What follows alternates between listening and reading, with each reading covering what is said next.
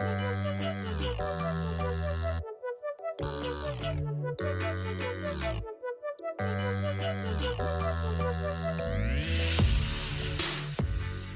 welcome to Technology Tap. I'm ProfessorJRod. On today's episode, we're going to talk about DHCP. What is DHCP and how do we use it? And we're also going to talk about a question that might ask you in an interview about DHCP. Let's get to it.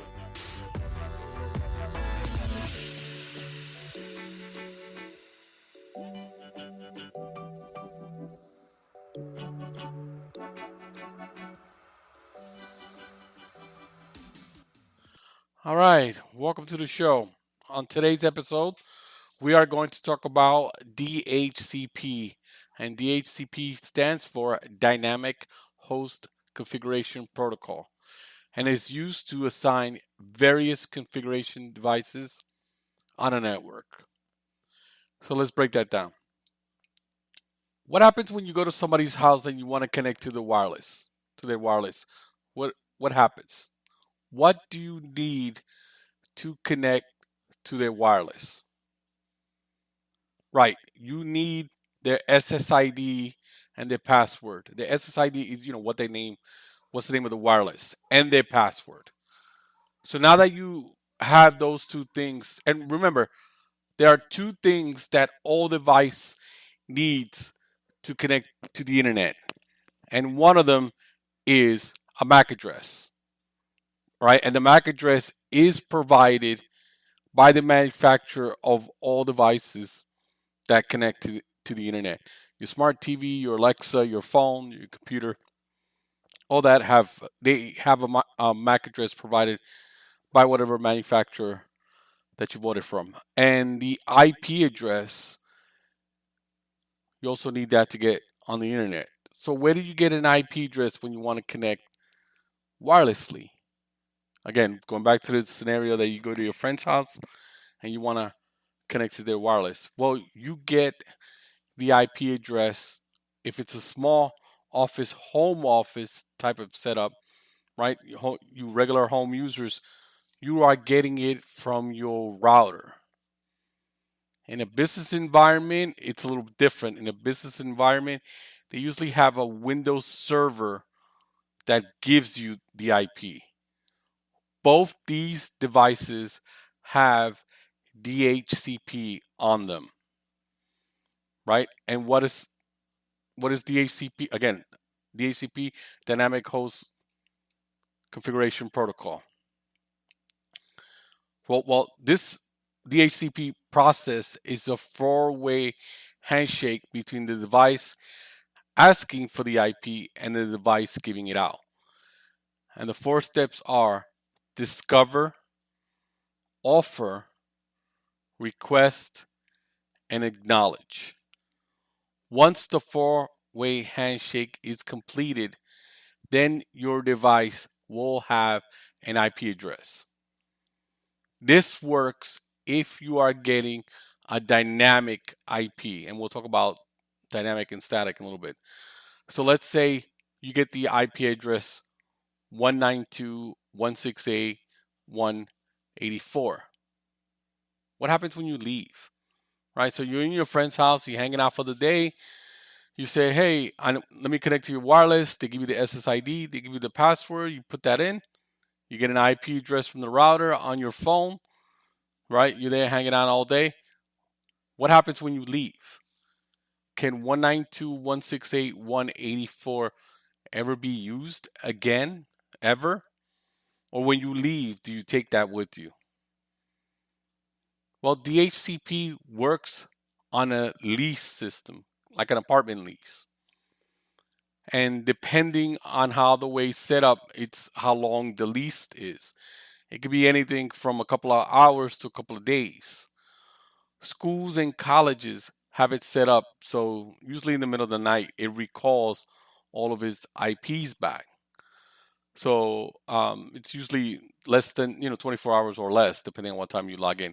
Businesses sometimes have it from 2 days to 2 weeks. So again, I go to your house and I log in and I have that IP address. Once I leave, the router still thinks I'm assigned to you. It may be a day, the next day, 2 days later, when it recalls all its IPs back, that that IP 192.168.184 may be given out again.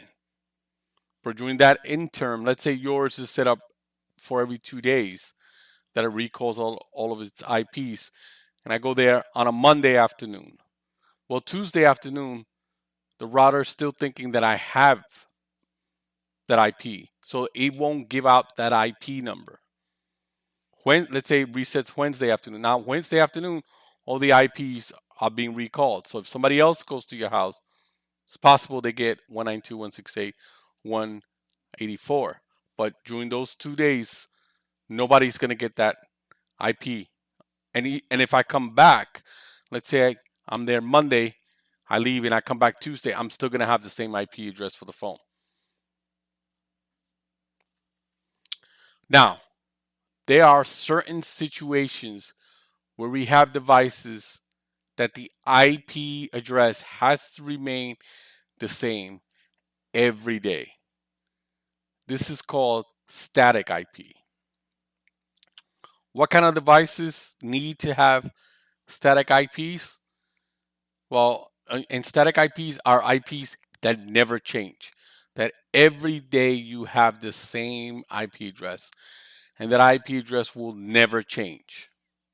As long as you don't manually go in there and change it, it will never change. Well, what kind of devices need static IPs? Well, your servers, your routers, printers. These are type of devices that they need to have the same router every day for configuration purposes, right? Because you configure it the same way, right? You have your router that's 192.168.1.1 at home, and it's always going to be that IP. That's never going to change. If you have a server in the office, you need to keep it the same, right? It's not a good idea to be changing the IP address every couple of days. So those are the kind of devices that you need static IP for. I worked at a place where all our machines were static IPs, but I think that was for a different reason. Now, in order, let's say if you're doing dynamic IP, but you need to have devices that have static IPs, how do you do that?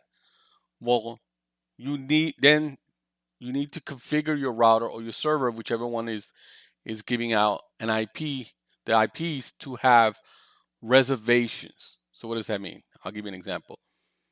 If you start giving out, you can set it up so that you can start giving out your IPs at the 51. So for example, if you're using 192.168.1.1, right, the last IP is going to be 192.168.1.255. So you can set it up so that your IP, you start giving out IPs at 192.168.1.51. So anything before that are reserved. Those IPs you can give to your servers, to your routers, to your printers, right? Those you can use those devices for your static IP. And what happens when the four-way handshake is not successful? That happens sometimes, right? When this happens, you can possibly get what they call an APIPA address. This is known as an automatic private IP address. And this address looks like this. It would have a 169.254 prefix. This means you will not be able to log on to the internet, right? When you have an IP address that starts with 169.254, it will not let you log into the internet. Now, a lot of times when you go on an interview, they will give you this scenario to test you on your skills. So you go on an interview and the person says, "Well, what happens if, Joe comes in the morning, he turns on his computer and he can't log on to the internet?" Now, most people right away would say, I would have Joe reboot the computer. And to be honest, that may help the issue. But when you're in an interview, that's not what they want to hear. You don't tell them, oh yeah, I'll have them reboot. You say this. First, you ask, is it just Joe having the issue, or is everybody else having the issue? Because if it's everybody else having the same issue, then you have a server problem. And that's a whole different thing. But if it's just Joe that's having the problem, you go to command line and you type ipconfig space / release and IP, then you hit enter. That releases any IPs that that computer might have. And then you, again, from command line, you type ipconfig space / renew, hit enter. This will re-enable the four-way handshake, and hopefully this will log you in, give you access to the internet once again. Now, every now and then you do this, and even though, let's say, you can ping Google and you can get email through Outlook, you may not be able to get on the internet. In that case, you would type ipconfig space / flush DNS. Doesn't always happen, but every now and then you will get that error. I almost forgot to add the trivia question. Everybody loves the trivia question. So the trivia question for this week is, what do you do if everyone can't log in and have an IP address? Are you going to go around every computer and do ipconfig release and renew? What do you do when it's everyone that does it? The first two people who email the answer to ProfessorJRod at gmail.com will get a prize. All right, that does it for today's episode. All right, as always, thank you so much for listening. And next time we will, I think everybody's keep asking me to do one on port numbers, so I think that's the next one that I'm going to do it on. I'm going to do it on port numbers, since that is a big item everybody's asking for. All right, well, thank you for listening, and I'll see you next time. Thank you.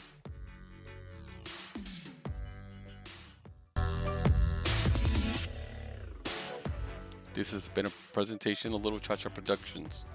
Art by Sarah, music by Jakarm.